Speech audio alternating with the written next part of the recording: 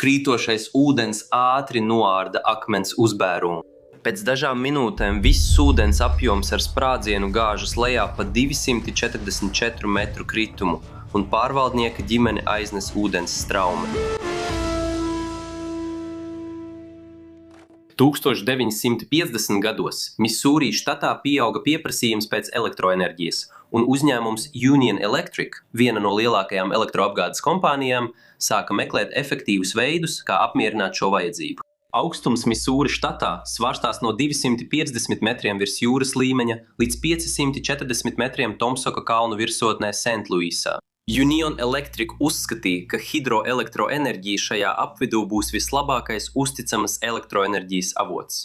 Hidroelektroenerģija izmanto tekoša ūdens enerģiju caur turbīnām, kas pārvērš kinētisko enerģiju mehāniskajā enerģijā. Griežoties turbīnai, tās mehāniskā enerģija ar ģeneratoru palīdzību tiek pārvērsta elektroenerģijā. Taču šajā apgabalā nav dabisku upju, kas varētu piepildīt ūdenskrātuvi, tāpēc viņi izmanto inovatīvu risinājumu, ko sauc par sūkna kumulāciju. Lai gan hidroelektrostacijas pastāv jau kopš 1850 gadiem, tikai 1907. gadā Šveicē sāka izmantot sūkna kumulācijas tehnoloģiju. Koncepcija ir vienkārša un efektīva. Ūdens tiek sūknēts no apakšējās ūdenskrātuves uz augšējo ūdenskrātuvi laikā, kad elektroenerģijas pieprasījums ir zems un to ir lētāk ražot. Vēlāk, maksimālā pieprasījuma stundās, šis ūdens tiek atbrīvots lejup pa nogāzi caur turbīnām, lai ražotu elektroenerģiju, nodrošinot ātru un spēcīgu enerģijas pieplūdumu tīklam. 1930. gados tika izstrādāta tehnoloģija, kas ļāva izmantot to pašu turbīnu gan ūdens sūknēšanai starp rezervuāriem, gan kā turbīnu elektroenerģijas ražošanai. Pēc vairāku vietu apsekošanas Union Electric izvēlas Profeta kalnu Misūrī dienvidaustrumos. Nelīdzenais un augstais Profeta kalna reļefs nodrošina stāvu dabisku kritumu, kas ir ideāli piemērots enerģijas ražošanai, izmantojot ūdeni un gravitāciju. 1960. gadā sākas Tomsokas sūkna kumulācijas hidroelektrostacijas būvniecība, kur apakšējo rezervuāru izbūvē pie Melnās upes austrumu atzara, bet augšējo rezervuāru Profeta kalna virsotnē apmēram 244 metrus virs apakšējā rezervuāra. Augšējais rezervuārs ir paredzēts aptuveni 5,6 miljonu kubikmetru ūdens uzkrāšanai, kas ļauj tam atbrīvošanas brīdī radīt milzīgu elektroenerģijas daudzumu. Stāvais un akmeņainais reļefs apgrūtina betona transportēšanu un ieklāšanu, tāpēc inženieri izvēlas akmens uzbērumu. Tā dambja konstrukcija tiek veidota, sakraujot brīvus akmeņus, lai izveidotu stabilu nogāzi. Milzīgi akmeņi un laukakmeņi tiek novietoti pamatnē un sakrauti slāņos, lai izveidotu uzbēruma veidoto nogāzi, kas spēj vienmērīgi sadalīt ūdens spiedienu. Uzbēruma rezervuāra pusē tiek uzklāts betona pārklājums, ko sauc par apšuvumu, kas palīdzēs novērst noplūdes. Tas darbojas kā barjera, kas satur ūdeni un aizsargā iekšējo akmens slāni no erozijas. Taču šai metodei ir arī trūkumi. Akmeņu uzbērumu dambji ir pakļauti nosēšanās riskam, kas nozīmē, ka akmeņi laika gaitā lēnām pārvietojas un saspiežas, radot zemākus punktus dambja augšdaļā. Šie punkti, jeb zemākās vietas, ir ievainojamas zonas visā dambja garumā. Lai to novērstu, uz dambja augšdaļas tiek uzbūvēta 3 metrus augsta betona parapeta siena, kas kalpo kā aizsargbarjera gar konstrukcijas malu. Šī siena kalpo kā pēdējā barjera, lai aizturētu šļakatas vai ūdens līmeņa celšanos rezervuārā. Parapeta siena ir jāuzrauga un jāuztur, jo tāpat kā akmens uzbērums, arī tā ir pakļauta nosēšanās riskam. Nevienmērīga nosēšanās var radīt nelielas ieplaks un ielejas gar sienu. 1963. gadā Tomsotskī sūkna kumulācijas elektrostacija ir pilnībā funkcionējoša. Dambis spēj saražot 350 megavatus elektroenerģijas, padarot to par lielāko sūkna kumulācijas elektrostaciju savā laikā. Līdz 2000. gadu sākumam Union Electric, kas tagad ir Amarin UE, saskaras ar pieaugošu elektroenerģijas pieprasījumu un nepieciešamību palielināt Tomsoķa stacijas darbības jaudu. Kad stacija tika atklāta, tā darbojās tikai apmēram 100 dienas gadā, galvenokārt ziemā. Laikam ejot, šis skaits pieauga gandrīz līdz 300 dienām gadā. 2000. gadu sākumā Tomsoķa sūkņa akumulācijas hidroelektrostacija darbojas gandrīz 3 reizes lielākā jaudā nekā sākotnēji. Enerģijas tirgus deregulācija ļauj Amarin UE brīvi pārdot elektroenerģiju, padarot izdevīgu Tomsoķa stacijas darbību gandrīz visu gadu, kas rada pastāvīgu slodzi visām būves daļām. Ikdienas cikli rada papildu slodzi augšējam rezervuāram, līdzīgi kā atkārtoti liecot papīra saspraudi. 2004. gadā Amarin UE uzstāda ģeomembrānas oderi gar rezervuāra iekšējo virsmu, lai uzlabotu efektivitāti un samazinātu noplūdes. Augstas blīvuma polietilēna oderējums ir plāna ūdens necaurlaidīga loksne, kas sedz rezervuāra grīdu un sānus. Augsta blīvuma polietilēns ir izturīga, elastīga plastmasa, kas ir noturīga pret triecieniem, ķīmiskām vielām un koroziju. To bieži izmanto ģeomembrānas oderējumos. Oderējums samazina ūdens daudzumu, kas izsūcas caur mazām plaisām, kuras veidojas, kad akmens uzbēruma konstrukcija nosēžas nevienmērīgi. Augsta blīvuma polietilēna ģeomembrāna ir paredzēta, lai uzlabotu ūdens necaurlaidīgo barjeru starp rezervuāra ūdeni un akmens uzbēruma dambja konstrukciju. Oderējums novērš ūdens iesūkšanos porainajā akmens uzbērumā zem tā, kas ir izraisījis pakāpenisku ūdens tilpumu zudumu. Aizturot šīs noplūdes, oderējums palīdz uzturēt rezervuāru augstākā līmenī ilgāku laiku, maksimāli palielinot pieejamā ūdens daudzumu elektroenerģijas ražošanai. Strādnieki izklāj milzīgus ģeomembrānas loksnes gabalus un sametina tos kopā, lai pārklātu rezervuāra virsmu. Loksnēs tiek nostiprinātas augšpusē gar parapeta sienu un ap rezervuāra pamatnes perimetru, lai novērstu to pārvietošanos. Kad oderējums ir uzstādīts, ir mazāk noplūžu, kas ļauj sistēmā saglabāt vairāk ūdens. Tādējādi ūdenskrātuvi var piepildīt līdz augstākam līmenim, sasniedzot tuvāk parapeta sienai. Ir arī daži trūkumi. Oderējums pievieno papildu svaru un sprieguma punktus gar dambja nogāzēm. Tas rada jaunu risku. Dambja nogāzes, parapeta siena un dambja sistēma uzraudzība tagad ir pakļautas lielākam spiedienam nekā iepriekš, jo ūdens līmenis tagad ir tuvāk konstrukcijas augšai. Ņemot vērā palielināto slodzes risku novecojošajai konstrukcijai, ir būtiski, lai ūdenskrātuves uzraudzības un izslēgšanas sistēmas darbotos uzticami. Paaugstinoties ūdens līmenim, pat nelielas kļūdas sensora rādījumos var izraisīt ūdens bīstamu pietuvošanos parapeta sienai, kur gadu gaitā nevienmērīga nosēšanās jau ir radījusi zemākus punktus. Taču ūdens uzkrāšana tieši pie parapeta sienas nav īpaši izplatīta dambju eksploatācijā, jo tas rada neparasti augstu pārplūšanas vai ūdens pāriešanas pāri sienas virsotnē risku, ja sensori nedarbojās pareizi. Lielākā daļa dambju ir projektēti ar betonu pārgāznēm, lai novirzītu jebkādu pārplūstošo ūdeni drošā, iepriekš noteiktā ceļā un atbrīvotu lieko ūdeni no ūdenskrātuves. Pārgāzne novērš ūdens pāriešanu pāri dambim, taču Tomsockam nav pārgāznes.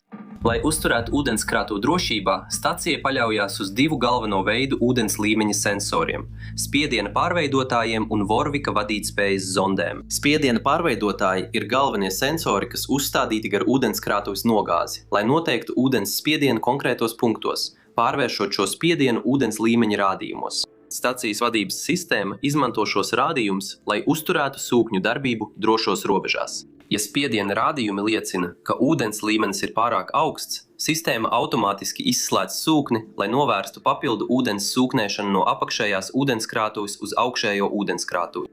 Rutīnas apkopas pārbaudes laikā inženieri atklāja, ka vairāki spiediena devēji ir atdalījušies no saviem stiprinājumiem. Bojātie sensori sniedz neprecīzus rādījumus, un ūdenskrātuves ūdens līmenis bieži tiek uzrādīts zemāks nekā tas patiesībā ir, dažkārt pat par 1,3 metriem. Nepareizie rādījumi ļauj sūkņiem turpināt pildīt ūdenskrātuvi pat tad, kad tā sasniedz parapeta sienu. Kā rezerves sistēma, Vorvika vadītspējas zondes ir novietotas tieši zem parapeta sienas augšas, lai noteiktu ūdeni, mērot elektrisko vadītspēju. Ja ūdens pietuvojas līdz 0,6 metriem no sienas augšas, vadītspējas zondes nosaka ūdeni un nosūta signālu, lai izslēgtu sūkņus. Starp brīdi, kad zonde nosaka ūdeni un tās aktivizēšanu, ir 1 minūtes aizkave. Aizkave nodrošina, ka sūkņi neapstājas ūdens šļakatu dēļ. Taču dažās vietās, kur siena ir nosēdusies nelīdzenās ieplakās, sensori atrodas mazāk nekā pusmetra attālumā no sienas augšas. Aizkave un sensoru novietojums nozīmē, ka zondes šajās zemējās vietās var nepamanīt augstāko ūdens līmeni un ļaut ūdenim turpināt celties pāri punktam, kur sistēmai vajadzētu izslēgt sūkus. 2005. gada 25. septembrī viesuļvētras rites vēji sasniedz šo apgabalu, un ūdens šļakstās pāri parapeta sienai, uz īsu brīdi to pārplūstot. Amarins UE operatori atpazīst risku un nedaudz samazina maksimāli pieļaujamo ūdens līmeni, kas uz laiku izslēdz sūkņus. 2 dienas vēlāk vairāk ūdens pārplūst pāri parapeta sienai, un inženieri un operatori Amarins UE nevar saprast, kāpēc tā notiek. Viņi samazināja maksimālo ūdens līmeni, taču sensori joprojām ļauj ūdenim sasniegt bīstami tuvu sienas augšai nosēdušajās vietās. Viens operators nosūta ziņojumu uz galveno biroju, brīdinot, ka atkārtota pārplūšana var izraisīt damja eroziju, kas var novest pie katastrofālas avārijas. Taču tā vietā, lai veiktu tūlītējus remontdarbus, Amarin UE atliek visaptverošus labojumus aptuveni uz 6 mēnešiem, līdz pavasarim, kad jau ir ieplānota ikgadējā apkope. Apkopes laikā viņi kalibrēs ūdens līmeņa sensorus un pārbaudīs dambju un parapeta sienas konstrukcijas stiprību. Pēc tam nostiprinās jebkuras vietas ar nevienmērīgu nosēšanos vai zemiem punktiem. Viņiem vienkārši jāiztur ziema, kad šajā apgabalā dzīvojošie iedzīvotāji izmanto vairāk enerģijas, lai apsildītu savas mājas. 2005. gada 13. decembra naktī Tomsoka stacija darbojas kā parasti, sūknējot ūdeni no apakšējā rezervuāra uz augšējo, gatavojoties nākamā rīta maksimālajiem enerģijas patēriņam. Viena no 2 galvenajiem vadības sistēmas blokiem kļūdas dēļ ir ieprogrammēts ignorēt rezerves Warvika vadītspējas zondes rādījumus uz parapeta. Siena, kas savienota ar vienu no sūkņiem. Šī programmēšanas kļūda nozīmē, ka pat tad, kad ūdens līmenis bīstami paaugstinās, viens no sūkņiem turpina darboties pat tad, kad rezervuāra līmenis pārsniedz drošas robežas. Ūdenim pietuvojoties parapeta sienas augšai, galvenie spiediena devēji ziņo par ūdens līmeni, kas ir daudz zemāks nekā patiesībā. No vienas puses inženieri domā, ka ūdens līmenis ir par 1,3 metriem zemāks nekā tas patiesībā ir. No otras puses, faktiskais ūdens līmenis ir virs 0,6 metru drošības līnijas no sienas augšas. Automātiskais avārijas atslēgšanas slēdzis, kas aptur sūkņus, ir deaktivizēta un nav pārgāznes, lai novadītu pārplūstošo ūdeni.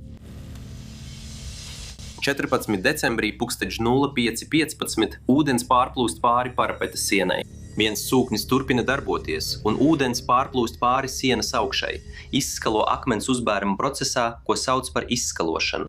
Erozija notiek neaizsargātajos zemākajos punktos gar parapeta sienu, kur nosēšanās jau ir izveidojusi ieplakas uzbērumā.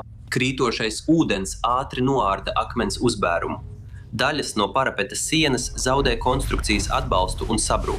Tikai 6 minūšu laikā notiek pilnīgs pārrāvums, un viss augšējā rezervuāra ūdens apjoms ar spēku gāžas lejā pa 244 metru kritumu. Pārrāvums Tomsoka aizsprostā izraisa milzīgu ūdens straumi lejup pa Pravieša kalnu, pārvēršot mierīgo ainavu par iznīcības ceļu. Ar gandrīz 5 miljoniem kubikmetru ūdens, kas plūst ar aptuveni 4250 kubikmetru sekundē ātrumu, plūdi virzās uz priekšu ar neticamu spēku. Šī izplūde ir aptuveni pielīdzināma lielas upes plūsmai, taču šaurā stāvā kritumā, kas pastiprina tās spēku. Krītošais ūdens noskalo augsnes slāņus, izveidojot izskalojuma bedres. Dziļas ieplakas, kas izcirstas kalna nogāzē, kur ūdens plosa zemi, atstājot aiz sevis atklātu pamatiezi. Ūdens spēks izrauj ar saknēm pieaugušus kokus, laukakmeņus un augsni. Atlūzes pātrinās leju pa straumi un pastiprina plūdu postošo spēku. Džonsona šutina štata parkā plūdu. Ceļš atstāja dziļas vagas ainavā, pārvēršot mežainas teritorijas kailā akmeņainā zemē, atsedzot senas granīta veidojumus, kas gadsimtiem ilgi bijuši aprakti zem augsnes. Parkā, pārvaldnieka mājvietā, ietekme ir tūlītēja un katastrofāla. Glūdu ūdeņi paceļ māju un ar spēcīgo straumi aiznes to gandrīz 400 metrus leju pa upi. Transportlīdzekļi tiek pacelti un mesti, sasisti un piepildīti ar dūņām. Pārvaldnieka ģimeni aiznes plūdu ūdeņi. Viņi ir ievainoti un iesprostot starp drupām, bet izdzīvo. Kad plūdi turpina virzīties leju pa Pravieša kalnu, tie sasniedz šoseju N, kas ir svarīgs ceļš šajā apgabalā. Pēkšņais ūdens pieplūdums apludina šosejas posmus, pārvēršot tos par upi. Automašīnas un kravas automobīļi ir izkaisīti un daļēji aprakti straumes sanestos gružos. Ceļmalas caurtekas un drenāžas sistēmas gar šoseju ir pārpludinātas un aizsērējušas. Ūdens spēks saliec aizsargu barjeras un noskalo ceļa posmus. Džonsona-Šutinsa parkā plūdi būtiski izmaina parka dabiskos ūdens kanālus. No gulsnis un lieli gruži uzkrājas vietās gar Melnās upes krastiem, aizsprostojot atsevišķus posmus un novirzot ūdeni jaunās straumēs. Šī kanāla pārvietošanās maina upju gultnes, atstājot parkā jaunus baseinus, kanālus un nogulumu slāņus. Plūdi būtībā maina parka hidroloģiju, izveidojot jaunus ūdensceļus, aizsprostojot citus un pārvēršot kādreiz skaidro upes gultni dubļainā ar gružiem piepildītā plašumā. Glābšanas un meklēšanas komandas ierodas, kad izplatās ziņas par katastrofu. Viņa sākotnējā prioritāte ir atrast un palīdzēt ikvienam, kas atrodas plūdu ceļā, īpaši Leitecē, kur plūdu ūdeņi joprojām rada risku. Nacionālais meteoroloģijas dienests izsludina pēkšņi plūdu brīdinājumus, brīdinot iedzīvotājus un dodot viņiem iespēju evakuēties. Neskatoties uz postījumiem, Nacionālais parks uzņem lielāko daļu trieciena.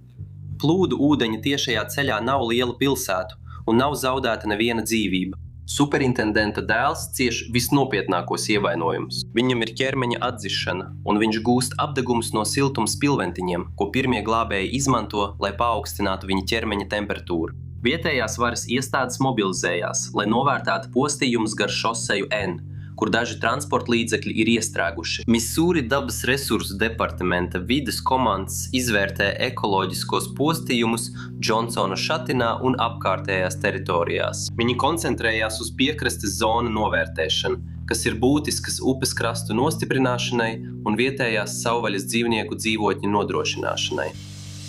Mēnešos pēc katastrofas Federālā enerģētikas regulēšanas komisija, kas regulē elektroenerģijas, dabasgāzes un naftas pārvades starp štatiem, uzsāka intensīvu izmeklēšanu, lai precīzi noskaidrotu, kas tieši nogāja greizi. Viņi ieteica, lai nākotnē augsta riska dambjiem tiktu uzstādītas rezerves pārgāznes, rezerves monitoringa sistēmas, un viņi noteica regulāru sensoru kalibrēšanu un apkopi, kā arī noteikumus zondēm, kas ir pilnībā integrētas automātiskās izslēgšanās sistēmās.